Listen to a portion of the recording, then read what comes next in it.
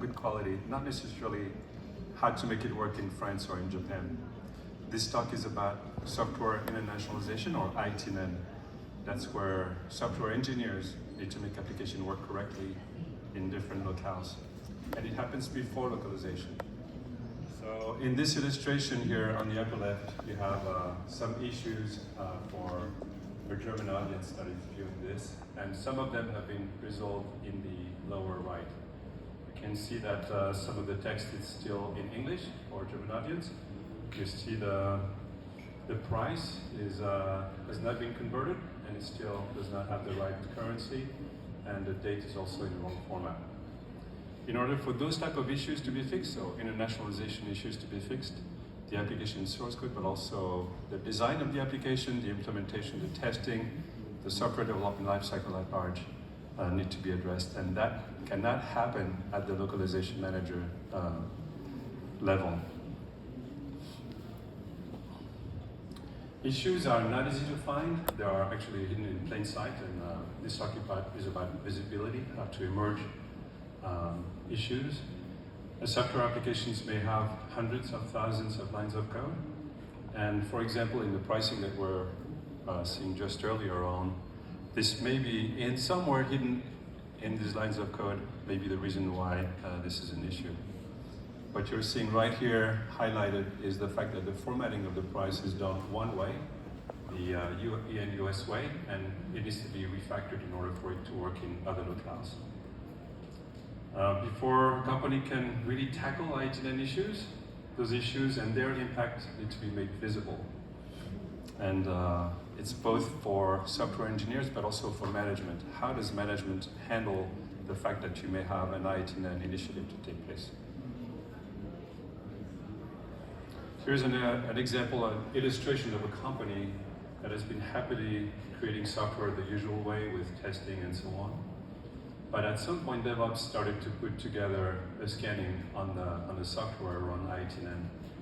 And at that point, they realized that not only is their code great in terms of function and so on, but they do have i18n issues, so make it visible. And typically, when you have that kind of visibility, then you can impact how i18n is being handled in terms of the company at large. Software engineers know about CMMI. It's a capability model that was done in the 80s at Carnegie Mellon. And it's a way to think about your maturity in terms of typically software development, but here specifically around i18n. So if you look at the very bottom, 0 is not really even a level. It's probably folks selling and creating for one locale, for EN/US, for example. And so they don't really know i18n. The level 1 is fairly reactive. It's something that's done ad hoc. There's no real mandate. It's more, maybe a few software engineers know how to do things, but they are not, it's not part of the DNA of the company. On 2, you're getting data. So you're getting data to understand how issues are being managed, how they are being fixed, and so on. You're starting to get a handle around i18n, but it's still lacking quite a bit actually. At 3, you're starting to be pretty good. If you're at 3, you're a good citizen, I'm going to say. You're probably above 70% of companies. And here you have guidelines that are provided. Developers know i18n, they have a mandate to fix issues, and it may be even part of the definition of complete. Training may be available and actually may be compulsory. 4, that's when an organization is fully behind i18n, meaning there's a dedicated mission with upper management visibility here, status reporting on a regular basis, and you really have a mandate to be global at that point. And 5, not only do you have that, but you also have process improvement as an initiative as part of your company. So it's not, at that point you have upper management visibility with a dedicated team and so on. So how do we move a company up in terms of visibility? In his book Iconoclast, neuroscientist Gregory Burns talks about the fact that images in particular have a strong impact in terms of changing perception, and that leads to insight and action. So here's an example of something really simple for software engineers. We tend to focus on quality around code quality, the green part here. That's where you have testing, all kind of testing, functional testing and so on. But if you take a high-level view, and if you put that in a graph that's understandable by everybody, including upper management, then you may change the insight and may drive initiative. So in this example here, if you focus on requirements and what are the issues around requirements, 16%, for example, of issues are really requirement-based, then you'll change the perception, you'll change the initiative. That may lead to people and skills, meaning maybe the competence, the training and so on, technologies, products, processes, resource allocation, scheduling, all kind of things that derive from having the management buy-in from that. So Lucio, at Workday, how do you gather data, for whom, and who is handling that data? Thank you. Hello. Thank you, Olivier. Thank you very much. Lucio here. Nice to meet you all. Thank you, Olivier. That was great. And so how do we do it at Workday? We partner with Lingoport to surface different kinds of data.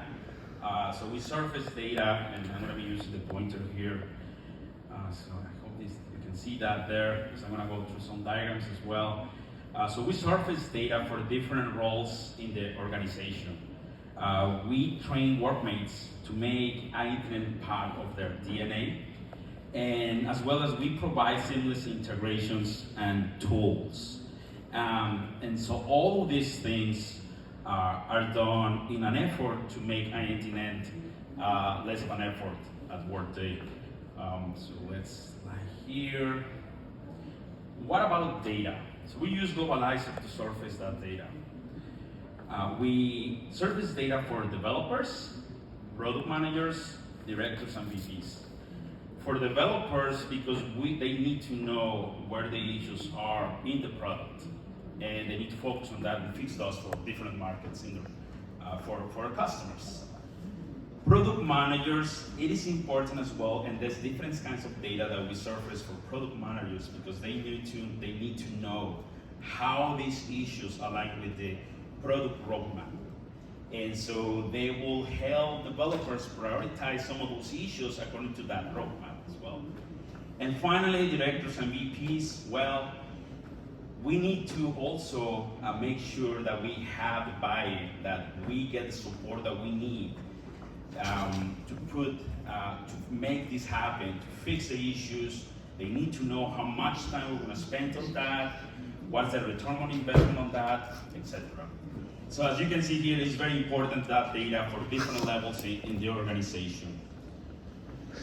Making i18n part of the workmate's DNA, this is very important for us as well.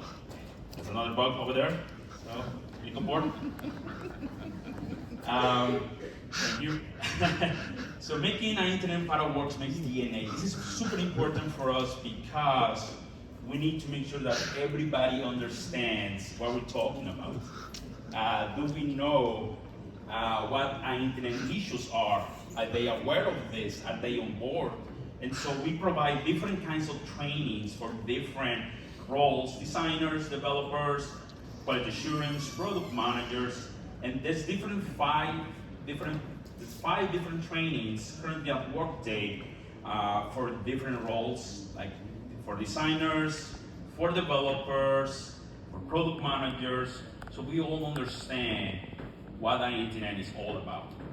I'm happy to say, and this is a great milestone for us. We have trained more than 1,100 workmates at Workday across more than 70 teams. So it's been a great partnership with everyone who is really helping us to make this happen across teams. Seamless integration. So this is a long-term i18n phase-based approach at Workday. There are 3 different phases. Phase 1 is mainly informative, not invasive. You don't want to go and try to tackle all the i18n issues at once. You have to make it more informative at the beginning. You don't want to, create and scare them. You want to make sure that you give them the data, but also you give them the tools so that they can start testing basic i18n during the design phase, as well as during the implementation phase.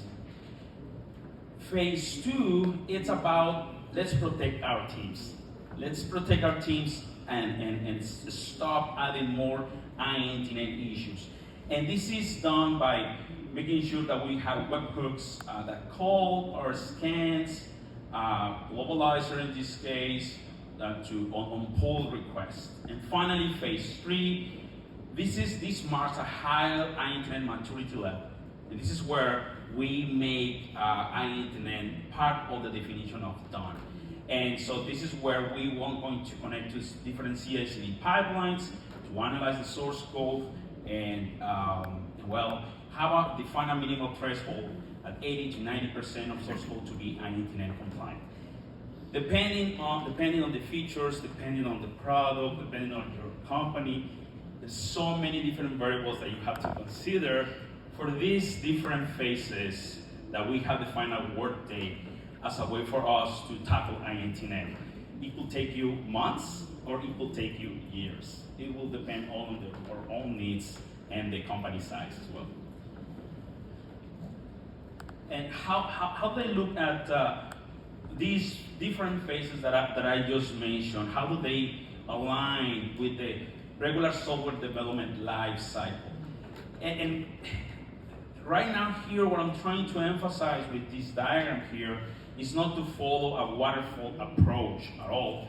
It's only to highlight that the different phases in the software development life cycle where you want to enforce i18n.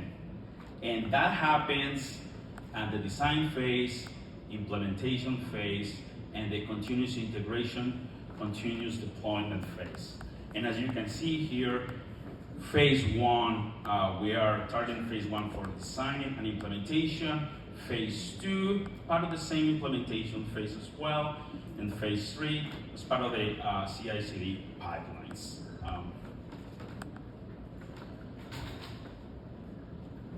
Phase 1, we are giving some i18n tools to help our designers to test i18n for basic, when they design the UI, they want to check on how does my UI look like in different languages. Am I using too many words? This is too short.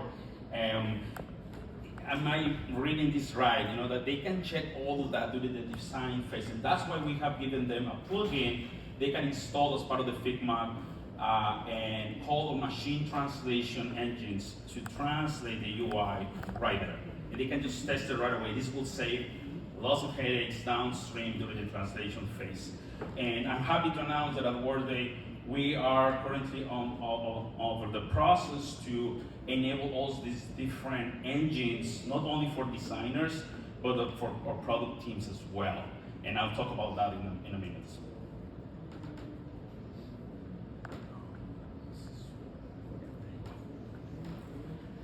Phase 1, so how do we look at integrating Globalizer as part of phase 1? And you remember we're using Globalizer to collect data, surface data. So we currently have, this is a diagram. What I'm trying to show is an architecture as a physical diagram of our deployment of Globalizer, as well as different integrations or how we pull in the source code from different Git repositories through our load balancer, all the way through Globalizer.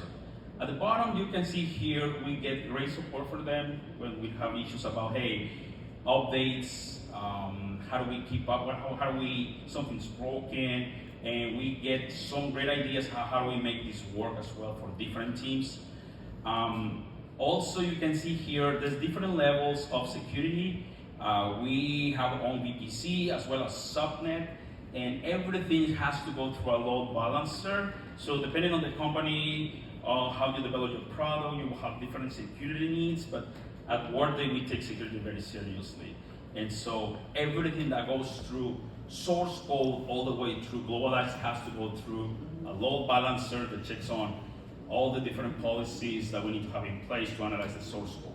Finally, our workmates can access all that data via Route 53. Basically, it's just a mapping between Route 53, back to the load balancer, back to different EC2 instances where they can pull the data out and see where they need to work on. Next. So phase two, and this is where this is a little bit more complex in the way that there are more components that we need to have in place. So as you can see here, this is another architectural physical diagram where we're trying to show, okay, phase two, you remember, is all about protecting our teams. And we want to help our developers to analyze their source code right there. As they create pull requests, those pull requests will go through the different Git repositories they connect to upstream, and that will call automatically over Lambda. So Lambda will collect the payload that comes from the pull request, and then Lambda will push that data over to a server where we have a Jenkins and Globalizer Lite to analyze the source code right there, and provide back a response through all those different pull requests to inform all developers, hey, you need to fix something here. We're not going to approve this pull request until you fix that. And finally, machine translation. So as they develop a feature, they're adding strings, of course, new strings. So we want to make sure that also locally they can test those strings via the same Lambda. We pull the empty translations back into the pull request where they can test locally at that moment. And so they can see it's too big, it doesn't fix, it's breaking my logic. It's helpful for them to understand that this code has to be able to work across locales in different formats and different languages. Whether it's coming from analyzing the source code or from a Git webhook, a similar Jenkins job is all, we have a Jenkins server that takes care of all our calls. We call the Jenkins job locally as well as post request. And so we collect the Git repository to onboard new repos, or we basically just have a webhook that will call the Jenkins job and analyze the source code at that point. And finally, something very important at Workday as well for us, that we have put a lot of effort into it and time, it's on the regular expressions, what we call, what Lingoport will call rule sets. And so they've been really helpful in trying to give us a good head start into these regular expressions, which we have taken and improved according to our own source code. And so I will show you why these regular expressions are important, but basically it's a way for us to be able to analyze the source code and go through the entire source code and surface that data that we need.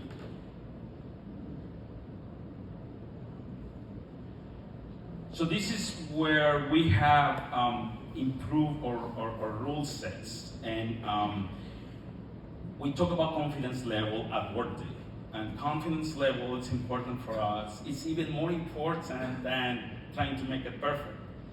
Confidence level means that, hey, let me give you an example. Out of the 100 issues that I found for you, maybe 10 of them could be false positives. That's what this number means here, right here, particularly for Java-based source code. Same here for JavaScript. Out of the 100 issues that we found in JavaScript, 5 of them could potentially be false positives. And how do we do that? So basically we sample the data, and we cannot, analyze everything. And so what we did is we run a few scans, well, many scans actually, but we look at the data and select a few problematic repos, and this is how we come up with these numbers. And when we onboard these things, whether it's a pull request or a source code analysis, they know what they're looking at. So with this number here. So how do they fix this? So fixing i18n issues is not different from fixing any line of code by any developer, really. But here, what I'm trying to highlight with this picture here is just to highlight why it is important to collect the data as they fix these issues. You remember phase 3, it's all about making i18n part of the definition of done. And so what we're trying to do here is to collect the data, make sure that any issue that is found, whether it's false positive or bug fix, goes to our data repository where we collect that so that we know, hey, this is not going to be fixed, or there is some real issue and we collect that data as well to understand that issue better and fix it and put it back into the source code where role scan will be updated. And I think that is it for today. Thank you very much for your attention.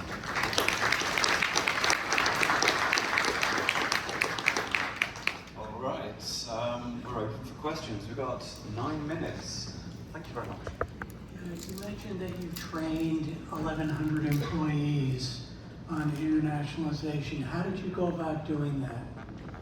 What kind of a curriculum did you set up, and how did that work? I think that's for me. Yes. So yes, with a lot of effort, we have a team, a dedicated team of 2 engineers who contact software development managers to collect names from them. So basically there is a little bit of groundwork that we need to do that.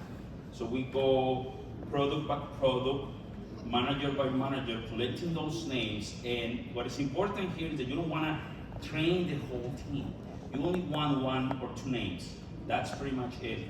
And when we collect enough names, we have 1 training session for each of the sessions that I have here per quarter, where they come and they learn about these things, and then once they do that, they can take that back to their own teams.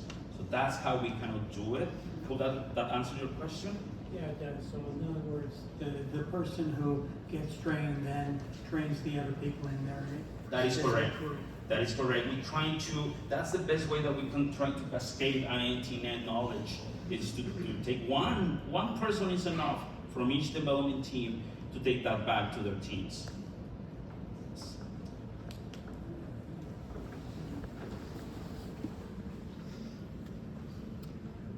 You mentioned that actually that Globalizer is going to surface the data for you to actually convince the, let's say, developer, product manager, and BPN director.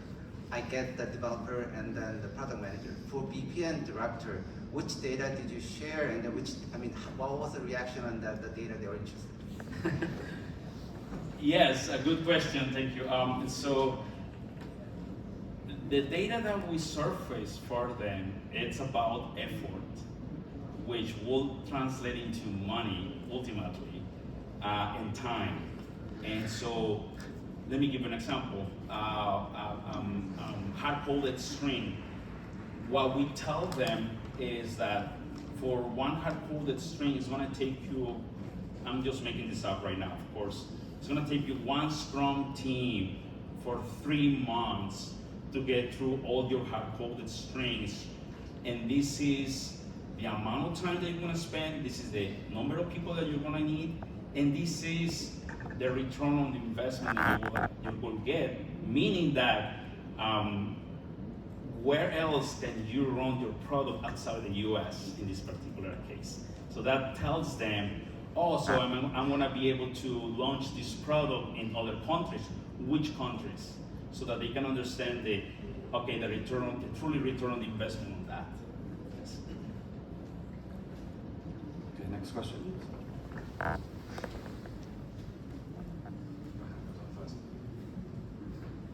Hello, good morning. So my question is, after you started using Globalizer, have you seen a drop in the issues that were being found? Have you kept track of, if it's improving the source quality over time? Yes, good question, thank you. You do with some teams, absolutely, and you do not with some other teams. So it's a mixed answer here, of course. I can tell you that out of the more than 70 repos that we have onboarded so far, close to one third of those repos, we start seeing issues going down. Yes. And what is important to do here, and just a follow-up to answer that, is how do we emphasize that they continue to fix the source code, right? So the next, as part of phase 2, we are trying to find i18n champions who can help us to remind them that, hey, there are issues that we need to fix, and that's how we partner with them, having those i18n champions across the company.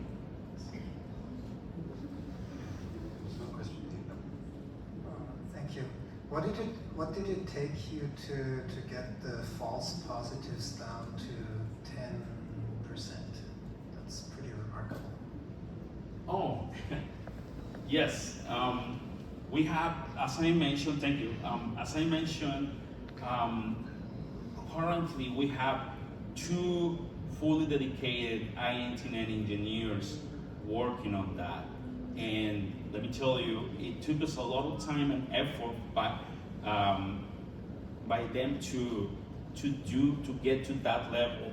I'm going to give you an example. For the Python rule sets, it took us approximately 3 months to get to that level by those 2 engineers. So absolutely, it's a lot of run the scans over all the repos. You want to select probably the more problematic, that you think the more problematic ones, and sample the data to get, and then get back to it. And the tools that we use for that is Globalizer Workbench for that, so that we go over and, hey, this is a false positive, this is a false positive. So we are feeding the system back, and that's how we train our rule sets as well. So it takes time. It is groundwork, absolutely. Yes. I've got a question. What do you do when you get pushback from engineering? So, for example, because it's a very real situation. So, street concatenation, they don't want to let that go because they have certain variables that they say, oh, we can't do this another way. We don't want to write it out in each instance, right? Yes. So, how do you approach that when you get that pushback? We try to be nice. Let me answer your question. Absolutely. It's yes, we get the pushback. We have. And that's why we get the data for different roles. Because we get the data for developers, and we get the data for product managers who, might look at that data and say, yes, sure, we get to that next year. But then you surface some of that data to directors and VPs, and according to business alignment, they might think, you know what, I think we need to focus on that. And it's kind of like a focus from both sides. And so, yes, we do get a pushback. We try to help with the i18n champions, but as well, we try to show this data to those roles in the organization that can help us to get the message through from top down as well. And particularly at Workday, where we have a lot of teams, we try to get that message through from VPs and directors as well.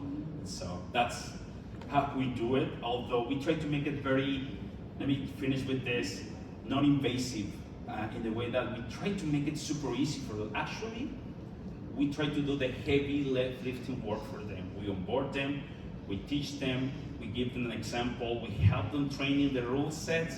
So even though we still get the pushback, absolutely, but with the data, there is no way to move around. So, that's how we try to drive. I'm just going to add one little bit of color, because we interact with a number of companies in that situation. And so for us, providing guidelines is really important.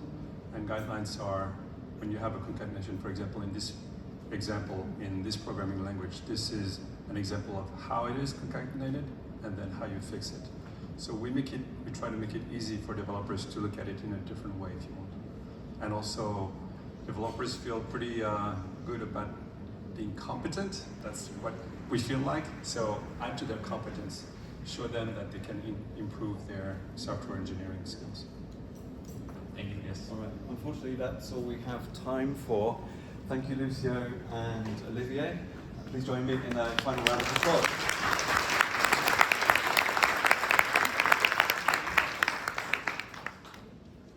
So I just want everyone to be aware that there's only a 15-minute break